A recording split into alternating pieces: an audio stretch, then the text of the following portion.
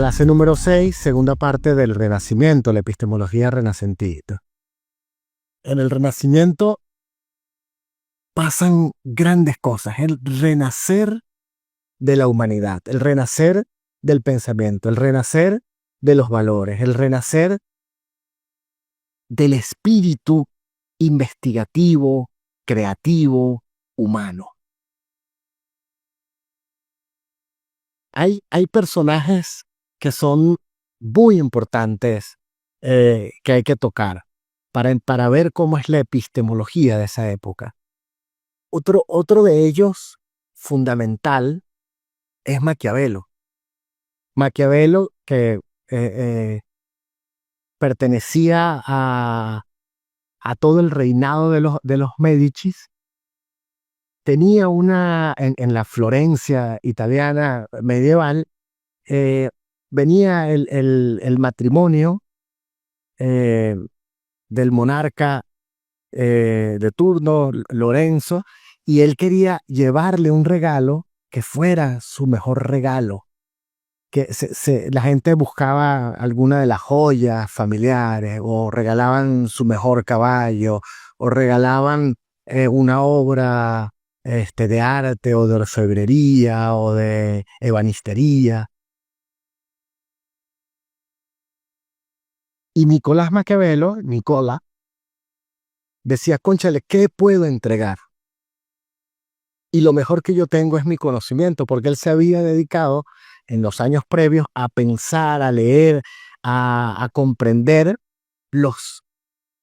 los grandes gobernantes, a estudiar lo que había ocurrido entre los griegos, entre los romanos, en la Edad Media, y ver cuáles habían sido los aciertos y los desaciertos. Y recoge en sus pensamientos, en su gran obra, que es pequeñita, El Príncipe, recoge qué hacer y qué no hacer para lograr conquistar y mantenerse en el poder a través de la diplomacia, a través de la negociación, a través de la manipulación, a través de la estrategia y las tácticas, a través del dominio invisible con el otro, del otro. En esos años nace la ciencia política y nos vamos alejando de comprender que el rey no es un elegido del cielo, que el rey no es, que la aristocracia ya dejó de ser la palabra aristoi.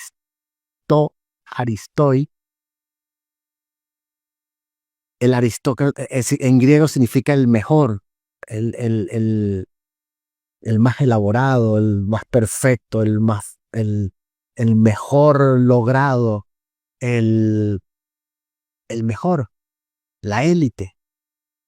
Ya no es un asunto de élites, sino que es un asunto de conocimiento de gobierno, de conocimiento de estrategia. Fíjense la epistemología que está detrás.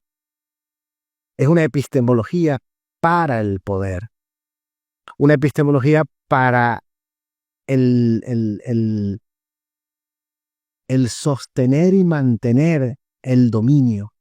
Por ejemplo, cosas que aparecen en ese maravilloso libro del Príncipe. Eso, pues el asunto de tener la mano de hierro pero con un guante de seda, ¿no? Entonces, dale dádivas a pocos para despertar la esperanza, pero no dejes de fregar, de amonestar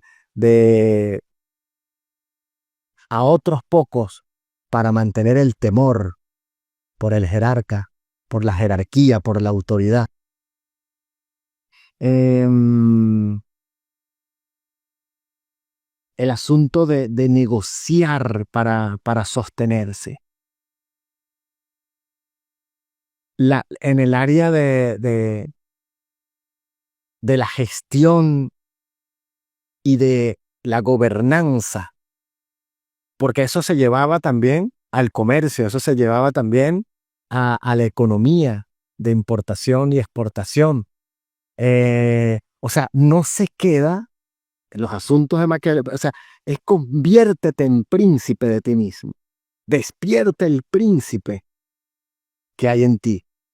Eso es una epistemología, no cualquiera podía alcanzar esos niveles de comprensión, de análisis, de reflexión, de conocimiento del conocimiento, del cómo eh, gestionar a un pueblo. Otro personaje de la época es Lutero, un personaje muy interesante porque Martín Lutero empieza a leer la Biblia como monje, como católico, pero empieza a leerla y a estudiar griego y latín más profundamente e ir buscando hebreo y para, para entenderla y a traducirla al lenguaje cotidiano, no al lenguaje de la élite, el lenguaje de cuando estaban en el mundo griego, el griego fue el idioma que unía, y por eso viene desde Alejandro Magno. Los romanos, el lenguaje clásico fue el griego. Entonces ellos leían a los textos de los griegos, porque era un pueblo anterior.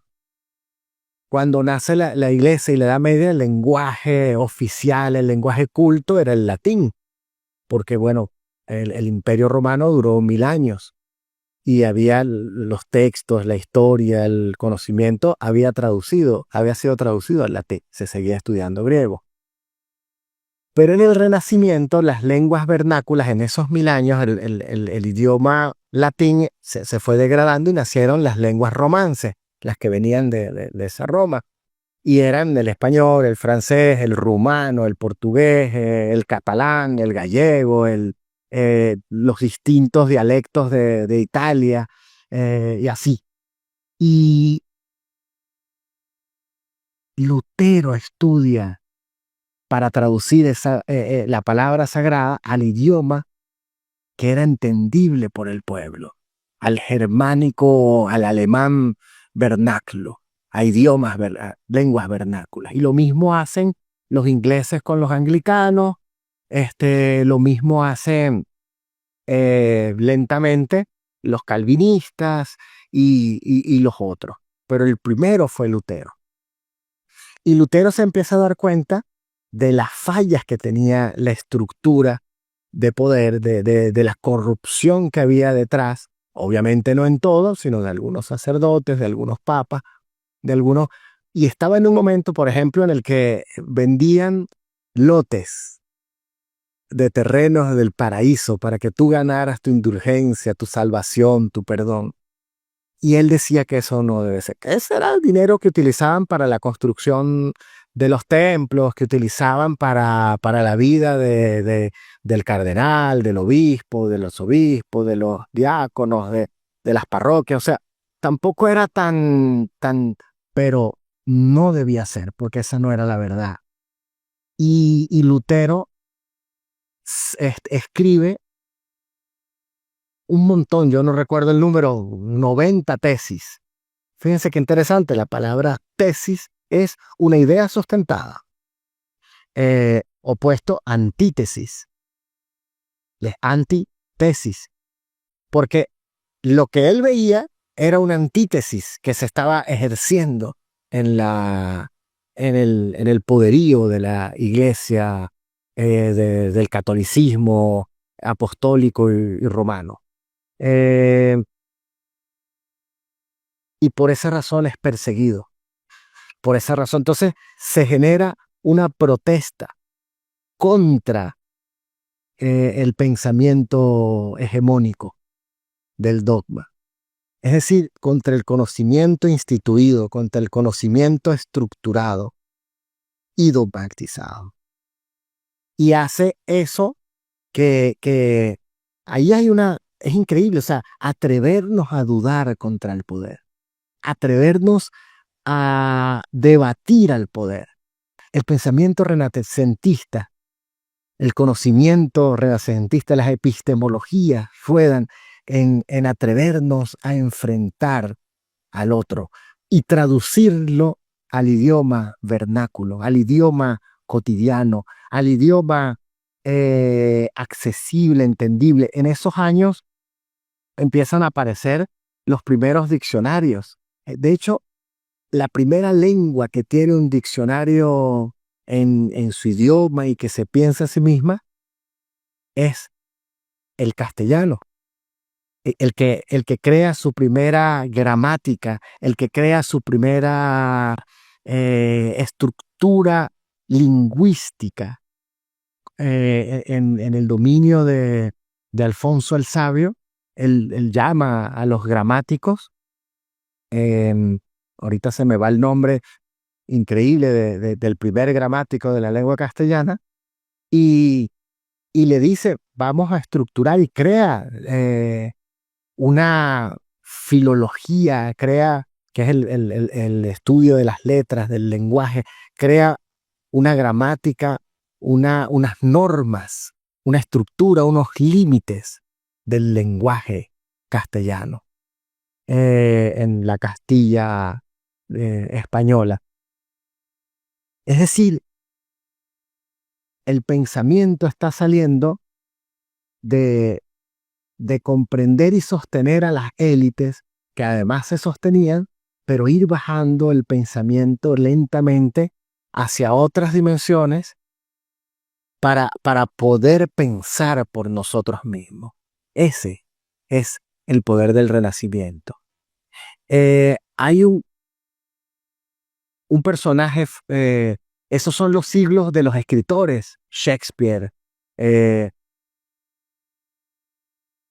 en Inglaterra, Dante, abajo en Italia, nace el Don Quijote de la Mancha, nuestro, pensando, fíjense, al gran hidalgo, a la élite, pero acompañado de Sancho Panza, el campesino, el compañero que iba en el burro, que era gordo. Miren qué interesante. Y el hidalgo era soñador, un poco loco, un poco caído. Y el que era su cable a tierra era, por el contrario, era Sancho Panza. Eh, eso es increíble para entender lo que está ocurriendo. El gran escritor y pensador del momento de los franceses era Montaigne, Michel de Montaigne. Y Montaigne, que es el que desarrolla la ensayística, el género investigativo, académico, literario del ensayo. En el ensayo ya no piensas desde el otro, sino piensas desde ti. Y puedes eh, seguir usando la especulación de los antiguos, la especulatio, de speculum, de reflejo, de espejo, que muestra la realidad, y decir, pero puedes contradecirte, puedes experimentar, puedes atreverte a avanzar en el pensamiento. Miren la epistemología renacentista. No es igual a la de los otros momentos, aunque estamos usando eh, a los clásicos. Y Montaigne llega a afirmar, volvemos a ese momento con este librito que comenté, Historia Social del Conocimiento, de Gutenberg a Diderot, del historiador de Cambridge, Peter Burke. Un libro muy, muy interesante de acceso en la red. Y nos dice Montaigne, dice, llega a afirmar en su maravilloso ensayo, dice, el ensayo era sobre los caníbales, y dice lo siguiente: un hombre sencillo y rústico, interesante en latín, homen simpler et grossier, grosero, o sea, vulgar, ordinario. El hombre rústico podía ofrecer un testimonio más fidedigno de sus experiencias en el Nuevo Mundo que el Sphinx, que los genes finos, el género fino, que los grandes, porque estos tienen sesgos y prejuicios. ¿Qué pasaba con el conocimiento? El conocimiento en la antigüedad, y con esto vamos hacia el final de este comentario, no podía ser transmitido de boca, no podía ser enseñado si no era por la experiencia. Había un maestro, todavía llamamos al albañil, al carpintero, al agricultor, maestro, venga cada día, que sabía por experiencia, sabía por observación, sabía por praxis, por una vida dedicada a lo mismo desde pequeño, observando y haciendo, pero no sabía explicar lo que hace. No, hágalo así, este es el modo, venga para que vea, mire cómo se hace. Y en esos años como hay imprenta, empezaron ellos a salir. Lo mismo hacía Aristóteles, que iba a ver al hombre grosero y preguntarle sobre el mar y sacaba lo que hacía el pescador, lo que hacía viendo las tormentas para hablar de Coelho. Hay un libro de Aristóteles para hablar del cielo y de la atmósfera, origen de la meteorología. Montaigne dice que ir al hombre grosero para encontrar lo que ellos hacen y saber hacerlo como ellos. Hay otro personaje. ¿Por qué ocurre eso en la antigüedad? Porque no hay el pensamiento abstracto, no se ha desarrollado. ¿Y lo desarrollan quiénes? Los filósofos, los teólogos, los monarcas, los jerarcas, los que están llevando el dominio. O sea, decía Francis Bacon de esa época, el conocimiento es poder. Es decir, el que sabía cómo conocer, cómo detectar, tenía ese poder.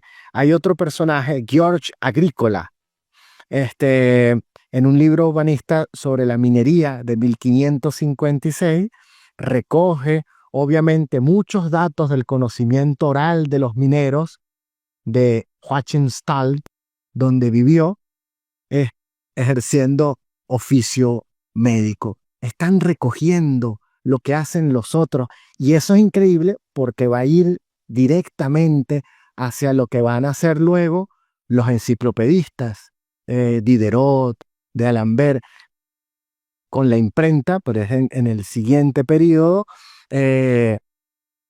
donde ellos van a recoger esas artes, esos oficios, esas artesanías, esos modos de ejecución para poder estructurar el conocimiento y ser transmisible, comprensible. Y eso se está haciendo en el momento con la economía, con la política, con la ciencia, con las artes, para poder llevar un conocimiento que pueda bajarse, transmitirse, regalarse a los otros. El renacer del pensamiento, el renacer del hombre que conoce. La epistemología renacentista es extraordinaria.